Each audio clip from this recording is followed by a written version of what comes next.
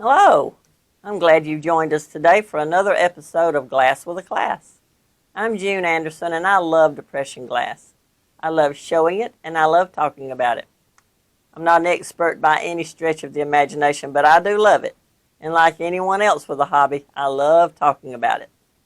Stay with us and see a couple of pretty pieces we're featuring today. Here is a sugar and creamer set from the Westmoreland Glass Company. It was made in the 1930s, and oddly enough, an official name for it has never been discovered, but it's called by three nicknames: Woolworth, Stippled Grape, and Oregon Grape. I'm sure you can soon figure out why it's called Woolworth, because those were the main stores that sold this pattern in the 1930s. It came in crystal, green, and pink, and was only manufactured in 11 different pieces, and 6 of those were bowls. Then there is a handled basket, creamer, sugar, plate with a scalloped edge, and plate with a plain rim. So with no cups, saucers, or tumblers, there aren't any tables set with this pattern. But as you will agree, I'm sure, this is a lovely pattern, and you'd be doing well to have the sugar and creamer and other of the useful pieces. In situations like this, when the manufacturer didn't make full table settings, collectors will sometimes use these pieces with patterns that are similar that do have more pieces. They'll just sort of blend them in, and it's really pretty. Let's set these aside and move into our class portion of Glass with a Class. Today we're looking at the odd little term etc., or etc. This is a Latin phrase.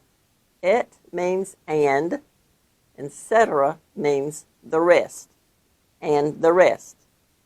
It's also used instead of and so on or and so forth. The abbreviation etc. is more commonly used than the spelling etc. Etc. is used when you're making a list of like items and don't want to spell them all out. For instance, I will bring apples, Golden Delicious, Granny Smith, Rome Beauty, etc. Here's another example. Fill in the picture with shades of red, crimson, maroon, pink, etc. One thing you want to avoid is saying and etc., because if you remember, et is and in Latin. So if you say and etc., you're basically saying and so on.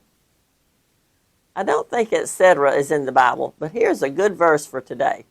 It's actually one where I'm glad there isn't an etc.